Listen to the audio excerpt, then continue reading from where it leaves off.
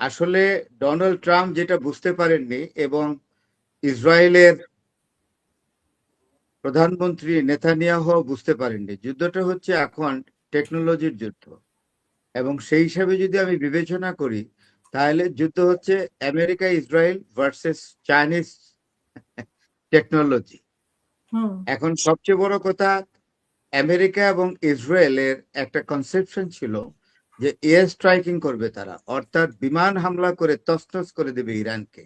কিন্তু by this time war phase change হয়ে গেছে, নতুন ভার্সন ওয়ারে যুক্ত হয়েছে, ওয়ার এখন নতুন ভার্সনে চলে গেছে। সেটি কি? সেটি হলো মিসাইল।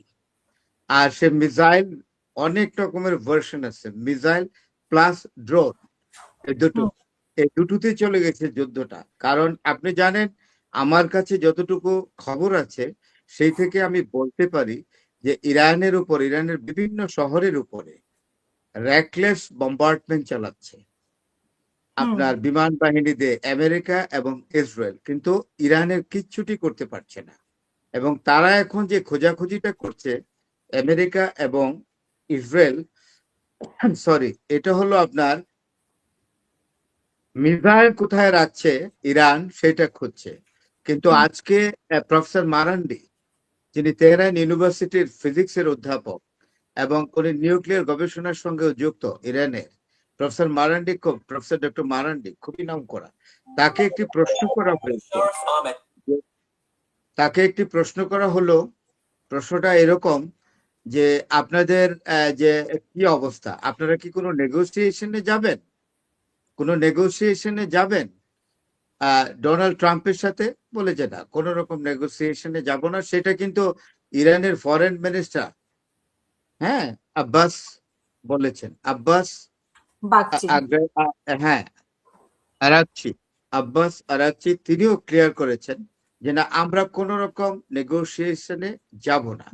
এবং হুম সবচেয়ে বড় কথা, ইরানের মিসাইল সম্পর্কে বলা হয়েছে মারান্ডিকে যে কত পরিমাণ মিসাইল আছে, আপনারা তো প্রচুর মিসাইল ছুটছেন, বলে আনলিমিটেড, হুম এটার নাম্বার আনলিমিটেড। তো আমাদের কাছে যে খবরটা আছে, এখন তো আসলে media is very prompt and we are getting the news hmm particularly about everything. সেখানে আমরা শুনতে পারলাম যে 14টি ভূগর্ভস্থ মিসাইল কারখানা আছে। কার আছে? ইরানের। এবং হুম সেই কারখানাগুলোতে মিসাইল টেকনোলজিস্ট যারা, মিসাইল তৈরি করছে যারা, তারা সবাই চীনের। চীন হুম থেকে তারা ইরান তাদেরকে এনেছে এবং চৈনিক বা চীনা কারিগররা মিসাইল তৈরি করছেন। সবচেয়ে বড় কথা কি, আজকে যে আপনি প্রস্তুতিটা দেখছেন ইরানের, এটা হুম কিন্তু এটা কিন্তু শর্ট টাইম প্রস্তুতি না। ইরান একটা বিষয়ে কনভিন্স ছিল একটি সময়ে এসে, যে একদিন ইরানকে যুদ্ধ করতে হবে আমেরিকার সাথে এবং ইসরায়েলের সাথে। কারণ ইরান তার নিউক্লিয়ার প্রোগ্রামকে যখন প্রমোট করছিল, হুম তখনই আস্তে আস্তে আমেরিকা এবং ইসরায়েল ইরানের প্রতি শত্রু ভাবাপন্ন হচ্ছিল। ইরান হুম তখন একটি বিষয় নিশ্চিত হয়ে গিয়েছিল যে যুদ্ধ একদিন তাদের ইসরায়েল এবং আমেরিকার সাথে করতে হবে। সেই জন্যই তারা 20 বছর এই এই ডিফেন্সে তাদের অর্থ ব্যয় করেছে, সময় ব্যয় করেছে। এবং আজকে যে ইরানের যে আপনার মিসাইল তাণ্ডব দেখছেন, মোহর অ্যাটাক করছে, কোথায়? ইসরায়েলে অ্যাটাক করছে। তারা আপনার আমেরিকার মিত্র যে মধ্যপ্রাচ্যের দেশগুলো, সৌদি আরব, কুয়েত, কাতার, ওমান, আবুধাবি, বাহরাইন, সব জায়গাতে তারা অ্যাটাক করছে। এবং শুধু তাই নয়, তারা ইউএস আপনার মিলিটারি বেস গুলোকে শেষ করে দিচ্ছে। এবং কালকের যে খবর, হুম আজারবাইজানে যে একটা বেস ছিল আমেরিকার মিলিটারি বেস, এটাকে হুম একেবারে ডিস্ট্রয়েড করে দিয়েছে। হুম এখন হুম সমস্যা হচ্ছে যে হুম আমেরিকার সমস্ত বেসগুলি ইতিমধ্যে ইরান তাদের মিসাইল এবং ড্রোন অ্যাটাকে শেষ করে দিয়েছে। তো সেখান থেকে আমেরিকা আর এয়ার স্ট্রাইকে সহসা যেতে পারছে না। খোদ আমেরিকার ভূখণ্ড থেকে এয়ার স্ট্রাইকিং করে ইরান পর্যন্ত আসা খুবই টাফ। আর ইসরায়েলের যে রসদ যুদ্ধের যে সরঞ্জাম, সেটা অনেকটা কমে গেছে। ইসরায়েল এককভাবে এয়ার স্ট্রাইকিং করে, অর্থাৎ বিমান হামলা করে ইরানকে কিচ্ছু করতে পারবে না। আসলে অঙ্কে ভুল করেছে। ইরান তো আর ভেনিজুয়েলা না, ইরান একটা বিশাল দেশ। সেই হুম বিশাল দেশ থেকে এয়ার কভার কিভাবে করবে? এয়ার স্ট্রাইকিং অর্থাৎ বিমান হামলার আওতায় এত বড় দেশকে আনা যাবে? 14টা কারখানা আছে মাটির নিচে, মিসাইল তৈরির কারখানা ইরানের, এবং 14 তো এক জায়গায় না, ধরেন 14টা শহরে আছে। এবং সেটা American Israel R very much trying to exactly detect the missile factories underground of Iran, but এটা তো সম্ভব না, এটা তাদের পক্ষে, এটা ইন্টেলিজেন্স ওই পর্যন্ত যাবে না।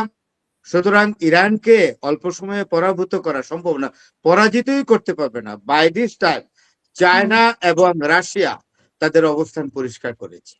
তারা চায়না পরিষ্কার বলেছে যে এমন কিছু আমেরিকা এবং ইসরায়েলকে করতে দেওয়া হবে না যা ইরানের সার্বভৌমত্বকে ক্ষুণ্ণ করে। আর আরেকটা জিনিস বলে, একক নেতৃত্ব হলে এতক্ষণে ইরানের যে রেজিম সেটাকে ফেলে দিতে পারতো, ইরানের যে শাসক দলকে ফেলে দিতে পারতো। এটা একক নেতৃত্ব না, এটা ইরাকের সাদ্দাম হোসেন না, আর লিবিয়ার গাদ্দাফিও না, একক নেতৃত্ব। ইরানের নেতৃত্বটা হলো সিরিজ অফ লেয়ার আছে, একটা নেতৃত্বের একটা লেয়ারকে মেরে ফেলে আরেকটা লেয়ার আছে, আরেকটা লেয়ার আছে, এমন এত লেয়ার আছে।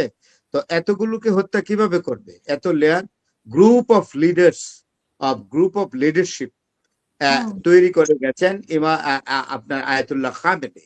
তো সেটা এখন কয়েকজনকে মেরে ফেলছে, প্রায় 15-16 জনকে মেরে ফেলছে, হ্যাঁ, মিলিটারি এবং সিভিল নেতৃত্বের। কিন্তু সমস্যাটা অন্য জায়গায়, যারা এখন আছে তারা অত্যন্ত সতর্ক। এবং আরেকটি বার্তা আপনাকে দেই, আইআরজিসির যে কমান্ডার ইন চিফ, তিনি একটি জিনিস ক্লিয়ার করেছেন যে আসলে আমেরিকা এবং ইসরায়েল বুঝতে পারছে না, তারা বলছে আমাদের মিসাইল শেষ হয়ে যাচ্ছে, আমাদের ডিফেন্স ক্যাপাবিলিটি শেষ হয়ে যাচ্ছে, আসলে কিন্তু তা না। আইআরজিসির কমান্ডার ইন চিফ পরিষ্কার করেছেন যে মাত্র আমরা আমাদের সক্ষমতা 6% আমরা দেখিয়েছি। আমাদের কাছে এমন বলেছে, ব্যবহার করা শুরুই করেনি নতুন মিসাইল গুলো। হ্যাঁ, বলেছে আমরা এখন যদি সেকেন্ড জেনারেশন মিসাইল চলতেছে এবং ড্রোন, বলে যে আমাদের সেটা 6th জেনারেশন পর্যন্ত আছে, 6th ভার্সন পর্যন্ত আছে। তো আইআরজিসির প্রধান তো বলেছে যে আমাদের কাছে এমন অস্ত্র আছে যে পৃথিবী ইতোপূর্বে কখনোই আর দেখেনি। সুতরাং ডোনাল্ড ট্রাম্প কিন্তু ভীষণ ফাঁদে পা দিয়েছে। এখন তাকে ফিরে যাওয়া, রিট্রিট করা অত বিরাট ব্যাপার, কারণ ইরান কিন্তু সুপার পাওয়ারের দ্বার প্রান্তে। আমি দিব্য চোখে দেখতে পাচ্ছি Iran is going to win the war against America and Israel. And Iran, after this war, if Iran will own the war, she will get the superpower status in the impending world.